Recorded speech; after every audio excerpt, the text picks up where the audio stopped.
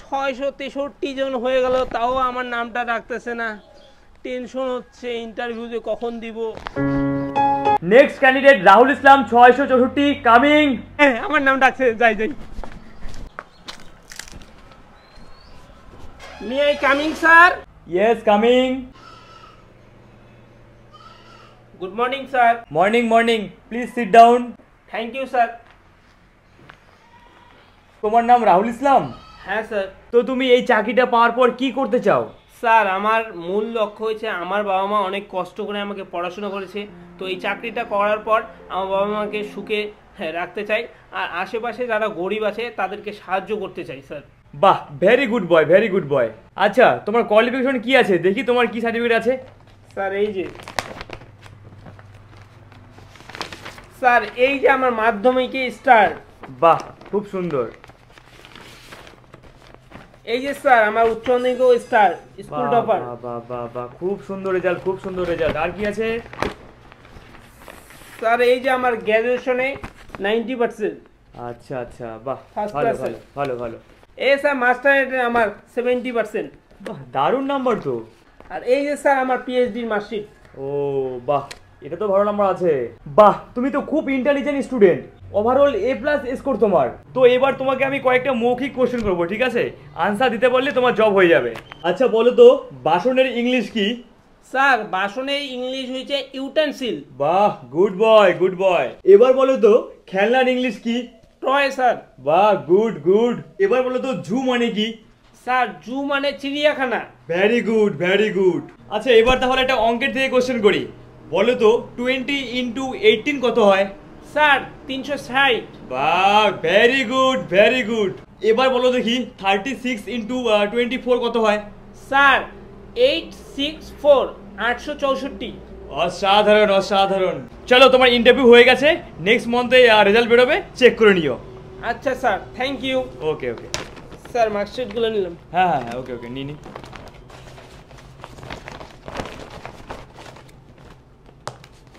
Next candidate Subhajit Sarkar 665। May I coming sir? Yes coming.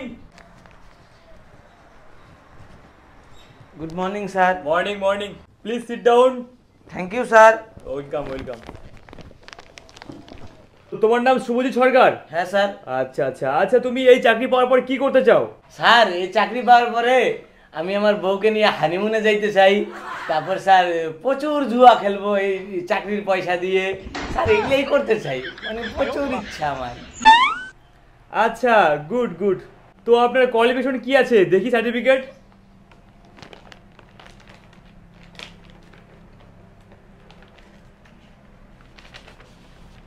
এই যে sir মাধ্যমিকে স্যার আমার 30%। স্যার এই যে উচ্চ মাধ্যমিকে স্যার টাইনে টুইনে পাস করছি উচ্চ মাধ্যমিকে। স্যার এই যে গ্রাজুয়েশনের 2 বার ফেল করার পর 3 বারের বার টাইনে টুইনে পাস করছি। এই যে স্যার পিএইচডি সার্টিফিকেট, এটা বাবার কাছ থেকে টাকা নিয়ে তারপর বানাইছি। এই শালা পরীক্ষায় পাস করে ইন্টারভিউ আসলো কি করে? ये बड़ी अच्छी बात कही है। আচ্ছা, তোমাকে কয়েকটা কোশ্চেন করতেছি, ঠিক আছে? ঠিক তুমি আছে উত্তর স্যার। দিও। হ্যাঁ। বলো তো, ছাগল ছানার ইংলিশ কি? স্যার স্যার কি বললেন? ছাগল ছানার ইংলিশ। ছাগল ছানা? হ্যাঁ। স্যার এটা তো অনেক ছোটবেলায় পড়ছিলাম, ভুলে গেছি। আচ্ছা তাহলে এটা বলো, ঘুড়ির ইংলিশ কি? কি ঘুড়ি? হ্যাঁ, ঘুড়ি। স্যার স্যার ওগুলো কোশ্চেন টোশ্চেন ছাড়েন তো, এই যেটা রাখেন। এটা কি? দেখেন না, খুলে দেখেন, আমার চাকরিটা এখনই কনফার্ম করে দেন। এত টাকা? আমি তো এতগুলো টাকা একবারে জীবনও দেখি নাই। ঠিক আছে, তোমার আর ইন্টারভিউ কিছু দিতে লাগবে না, তোমার চাকরি একদম কনফার্ম। স্যার ছাড়েন তো, হইলে যদি হয়ে যায় চাকরিটা কনফার্ম, তাহলে তো আপনি আরো পাইবেন। তাই নাকি? হ্যাঁ। আচ্ছা দিন দিন, তোমার কাগজপত্র নিয়ে তুমি বাড়ি চলে যাও, তোমার বাড়িতে যাই একবার তোমার জয়েন লেটার পৌঁছে গেছে। সত্যি স্যার? হ্যাঁ। ঠিক আছে তাহলে আসি। আচ্ছা, thank you sir. Welcome welcome.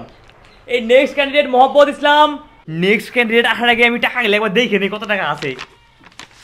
আরে বাপরে, এত টাকা! আমি তো বাপের জন্ম দেখি নাই। ওরে সালা!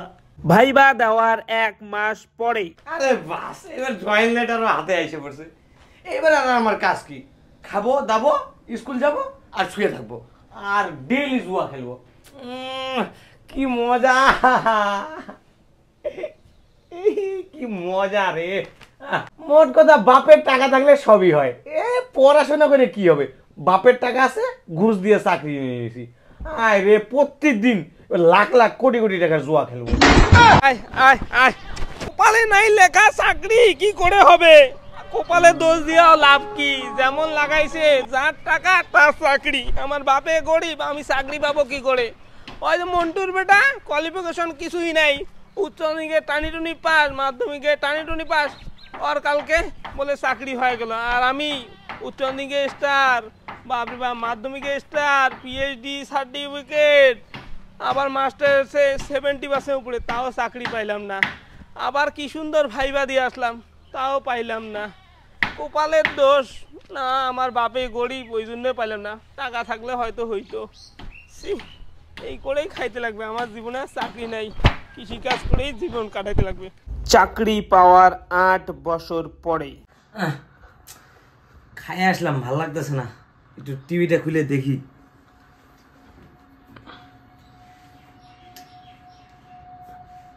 হ্যাঁ, বিচারপতি দেবাংশু বসাক বলেছেন আমাদের কাছে আর কোনো উপায় ছিল না, প্রত্যেকটা বেআইনি চাকরি বাতিল হচ্ছে। সব 2016 সব চাকরি বাতিল? আমারও তো 2016 চাকরি হয়েছিল। হ্যাঁ হ্যাঁ, এবার তাহলে কি হবে? আমারও যদি চাকরি যদি চলে যায়, না, মোবাইলটা একটু বাইর করে লিস্টটা দেখি।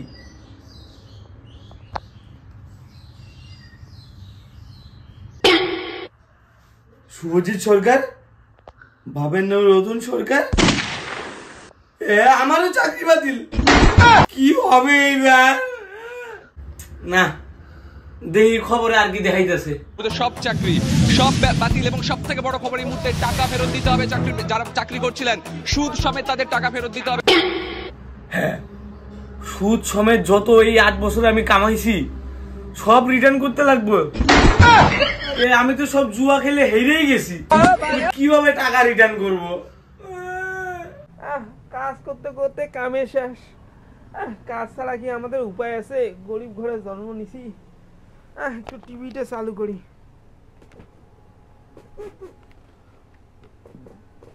হ্যাঁ, 2016 সালের চাকরি প্যানেল বাতিল। ওই সালে তো আমিও পরীক্ষা দিছিলাম। ঘুষ দিয়ে যারা যারা চাকরি নিছে তাদের সবার চাকরি বাতিল। হ্যাঁ, ভালো হয়েছে ভালো হয়েছে। শালা, আমি 1 নাম্বার ছেলেটা, রেজাল্টে সব দিক দিয়ে ফার্স্ট, তাও আমার চাকরি হলো না। আর আমার পিছনের গুলা সবাই চাকরি পাই গেল ঘুষ দিয়ে। এইবার বুঝ না, বুঝ, আবার সুদ সমেত ফিরে। ভালো হয়েছে ভালো হয়েছে, আমার অভিশাপই লাগছে, আমি চাকরি পাইলাম না, তোরা আমার পিছনে থেকে চাকরি পাইলি। ঠিকই আছে ঠিকই আছে ঠিক আছে, এইবার বুঝ বুঝ, এইবার দে সুদ সমেত ফেরত দে। এইটা খুবই ভালো কাজ করছে। এইবার দেখি আমার মতো ভালো স্টুডেন্টের চাকরি কি করে না হয়। ভালো হয়েছে ভালো হয়েছে। এই ভিডিওটি করার একটাই উদ্দেশ্য, যারা ভুয়া ঘুষ দিয়ে চাকরি নিয়েছে তাদের চাকরি যাতে চলে যায়, আর যারা প্রাপ্য চাকরির উপযুক্ত ক্যান্ডিডেট তারা যাতে চাকরিটা অবশ্যই পায়। আর অবশ্যই এই ভিডিওটা সবার সাথে শেয়ার করে দিও যাতে সবার কাছে পৌঁছায়।